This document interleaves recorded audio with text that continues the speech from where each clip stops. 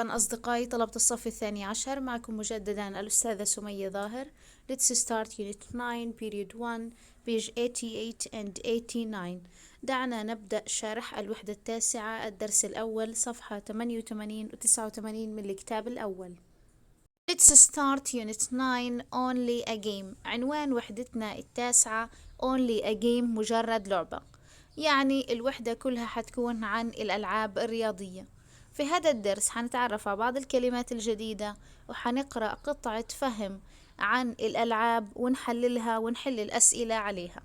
بداية خلينا نبدأ بأكتيفيتي نمبر 1. Look at the pictures. انظر إلى الصور. Then answer the questions. ثم أجب عن الأسئلة. Number 1. Do you know who these people are? من خلال الصور هل بتعرف مين هؤلاء الأشخاص؟ Number 2. What teams do they play for? هل تعلم أنهم يلعبون بأي الفرق؟ يعني كل واحد فيهم بينتمي لأي فريق. Number 3. How much do you think they earn? كم يحصل أو كم راتب كل واحد فيهم. Number 4. What kind of life do you think they have? ما نوع الحياة التي عايشينها، يعني شو الحياة اللي عايشينها، شو نوعها.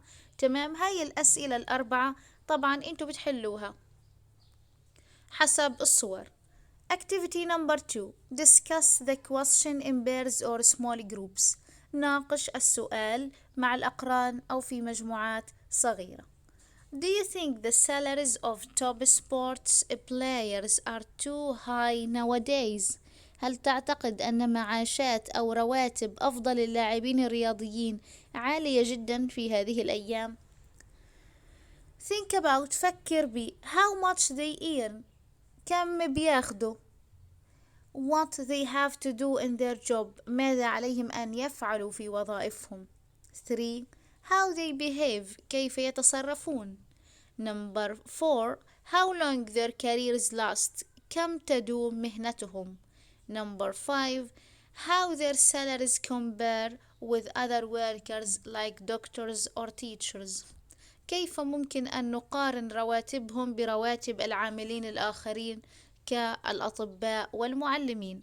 طبعا هاي مجموعة أسئلة تدور حول اللاعبين الرياضيين، عن رواتبهم، عن طبيعة حياتهم، كيف بيتصرفوا. تمام، نكمل نقرأ القراءة. المقال اللي معانا، في عنا مقال حنقرأه ونحل الأسئلة اللي عليه. Activity 3. Read the article then complete the tasks on page 89. Are today's young sports stars overpaid? هل نجوم الرياضة الشباب اليوم يتلقون أجورا فائضة، يعني أجور زائدة عن الحد؟ It's an opinion you will often hear repeated, especially in the world of football. إنه رأي غالبا ما سنسمعه سيتكرر، خصوصا في عالم كرة القدم. The figures are astonishing. فالأرقام مثيرة للدهشة، يعني الأرقام اللي بيتقضوها. هنا figures بتعود على the figures of salaries that young sport stars get. بتعود على الرواتب التي يتقاضاها لاعبي الرياضة. When the Welsh player Gareth Bale joined Real Madrid in 2013, his reported salary was around £250,000 a week, or if you prefer £13 million a year.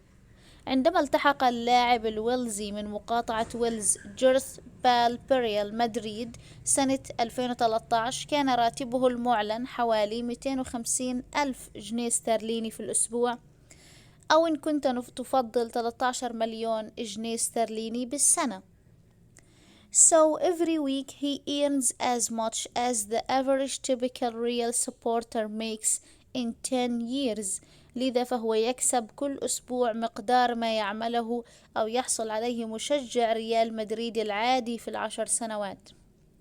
This may be an extreme example, but there are a lot more footballers around the world earning almost as much. يمكن أن يكون مثالا مبالغ به، ولكن هناك الكثير من لاعبي كرة القدم في جميع أنحاء العالم يكسبون تقريبا بالقدر نفسه. عندنا this بتعود على Gareth Bale's salary.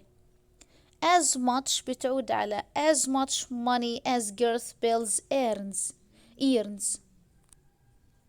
It's a situation that makes some people very angry, but those who are infuriated by it often forget what players have to do to get the top and the risks involved.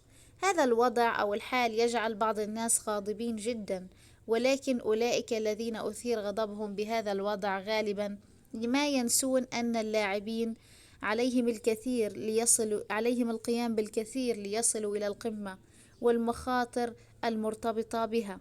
طبعا هذا بيحكي عن الناس العاديين اللي بتنتقد حصول اللاعبين على رواتب عالية مقارنة بالمهن الأخرى، فهنا بيحكي لهم خذ بعين الاعتبار المخاطر اللي هم بتعرضوا لها لما يلعبوا سواء كرة قدم أو أي لعبة تانية، وخد حجم التدريب القاسي اللي بتعرضوا له، يعني شوف قديش مهنتهم صعبة بعدين انتقد رواتبهم. A new book by Wayne Barton tells the story of some of those who fell on the way up. كتاب جديد للكاتب واين بارتون يحكي قصة بعض من أولئك الذين سقطوا وهم في طريقهم للصعود. طبعا عندنا those بتعود على those players. These are young men who achieved the dream of playing for the famous club Manchester United, but only had sport careers often because of injuries. هؤلاء الشباب الذين حققوا الحلم باللعب في نادي مانشستر يونايتد الشهير، لكنها لم تكن سوى وظائف لفترة قصيرة غالبا بسبب الإصابات. إذن في تعرضوا لإصابات أوقفت حلمهم وأوقفت عملهم. Take young Tony Gill, for example, who was on his way to becoming a regular first team player when he hurt his leg and was never able to recover. خذ الشاب توني جيل على سبيل المثال، والذي كان في طريقه ليصبح لاعب دوري منتظم في الفريق الأساسي عندما أصيبت رجله ولم يستطع أن يتعافى إطلاقا. Or the young forward Daniel Garum, who broke his arm and never played professionally again. أو المهاجم الشاب دانيال جارهام والذي كسر ذراعه ولم يعد يلعب باحترافية مرة أخرى.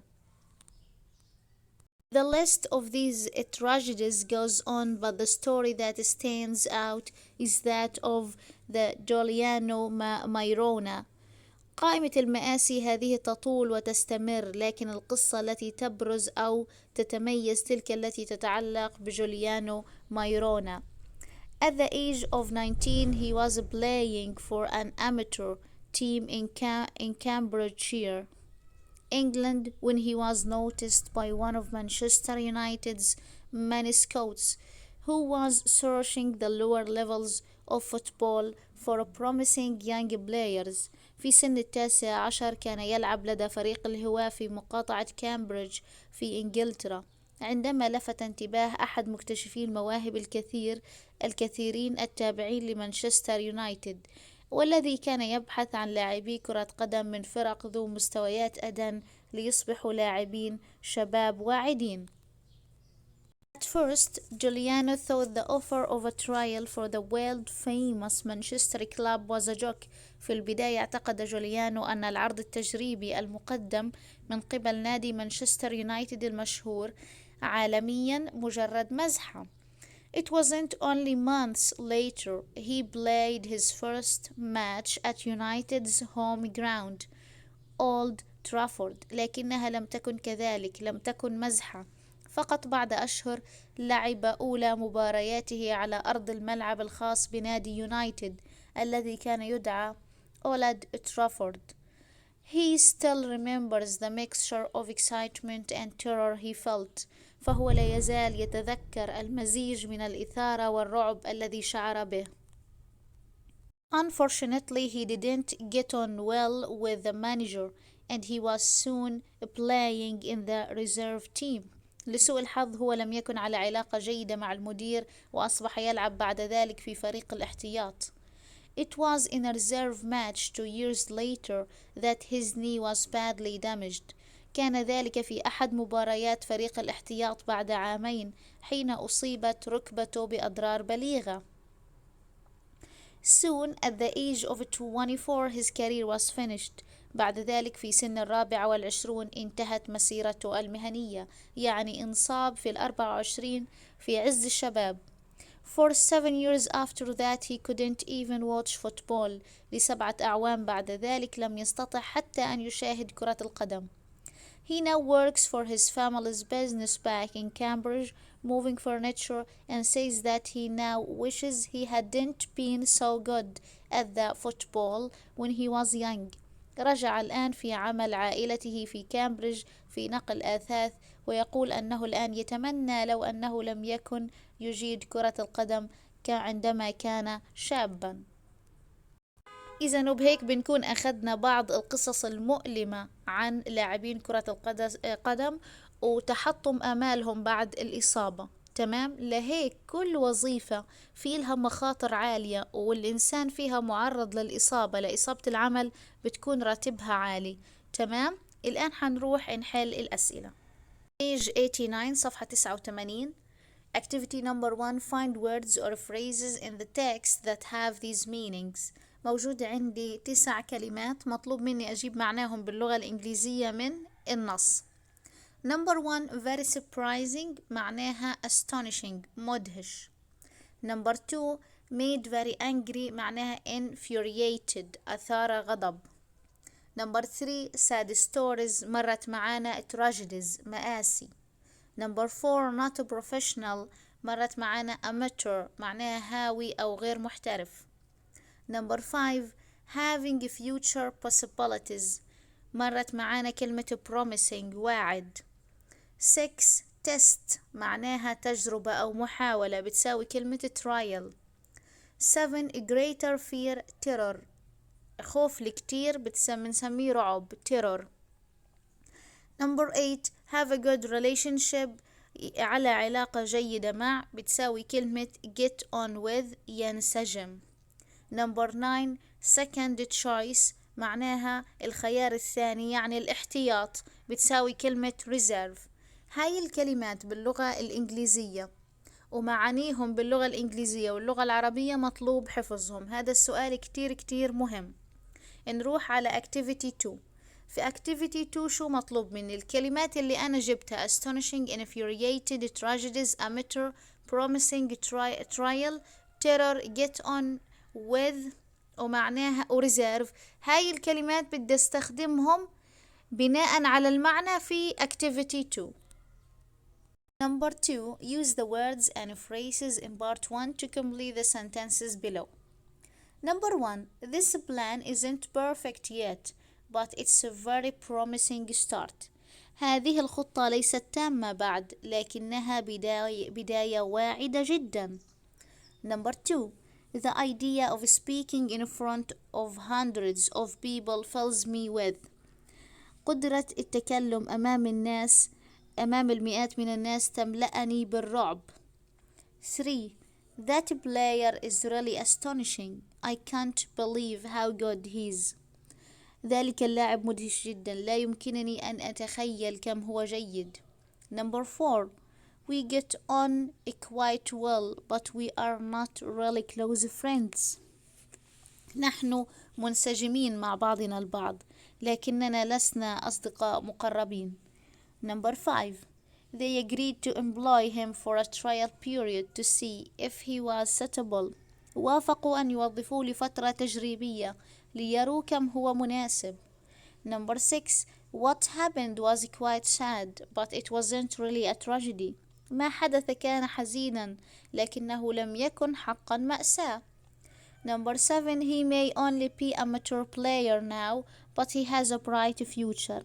هو يمكن أن يكون لاعب هاوي الآن، لكن له مستقبل لامع. طبعا هاوي يعني غير محترف. It's a good idea to have a reserve plan in case the first one doesn't work. إنه لفكرة جيدة أن يكون لديك خطة بديلة أو خطة احتياط في حال أن الأولى لم تجدي نفعا. I was infuriated by the rude comments in his article. كنت غاضبا جدا من التعليقات الوقحة في مقاله. إذا في هذا النشاط استخدمنا الكلمات بالنشاط الأول في النشاط الثاني على حسب المعنى. كمان هذا السؤال مهم جدا. Activity 3 answer the questions. What nationality is Gareth Bale؟ ما جنسية Gareth Bale؟ طبعا جنسيته ويلزي. Number 2 What's a common reason why young players stop playing؟ ما السبب الشائع للاعبين الشباب بأن يتوقفوا عن اللعب؟ ليش في بعض الشباب المحترفين فجأة بتوقفوا عن اللعب؟ شو السبب الأساسي؟ They suffer injuries لأنهم يعانون من الإصابة. Number 3 What did Giuliano Mariona think when he was first asked to play for Manchester United؟ ماذا اعتقد جوليانو ماريانا عندما طلب منه أن يلعب في نادي مانشستر يونايتد؟ طبعا he thought it was a joke. كان يفكر أن هذه مزحة. Number 4 How did he feel the first time he played for Manchester United؟ ماذا شعر عندما لعب لأول مرة في نادي مانشستر يونايتد؟ A mixture of excitement and terror. لعب يعني شعر بخليط من الإثارة excitement and terror رعب. Number 5 How does he feel now when he looks back on his football careers؟ ماذا يشعر الآن عندما ينظر للخلف على مهنته في كرة القدم؟ He's sorry that he was ever successful. هو متأسف لأنه كان ناجحا. إذا إحنا حكينا هو لعب جيد وانضم للنادي وطبعا حقق نجاحات كبيرة، لكن بعد هيك انصاب. فالآن هو بعد ما انصاب وتوقف عن اللعب بينظر بأسى وبأسف لأنه كان جيدا في لعب كرة القدم. Number 6 Does the writer feel angry about football stars' salaries؟ هل الكاتب يشعر بالغضب تجاه رواتب نجوم كرة القدم؟ طبعا الإجابة he thinks other professions should be paid as much، ولا he is a little bit angry that they are paid so much. الخيار الأول بيحكي لك إنه هل هو غاضب لأنهم بيدفعوا لهم كتير. Number 2 B he realizes that being a professional footballer is not an easy life. رأي الكاتب إنه هو يدرك أن مهنة لعبة كرة القدم ليست حياة سهلة أو ليست باللعبة السهلة. إذا عندنا الكاتب بيوافق على الرواتب العالية والمرتفعة للاعبي كرة القدم. طبعا هذا عبارة عن درسنا لليوم. أخذنا فقرة عن بعض المشاكل والمآسي اللي بيتعرضوا لها لاعبي كرة القدم، أخذنا قصة كذا واحد فيهم وحلينا الأسئلة.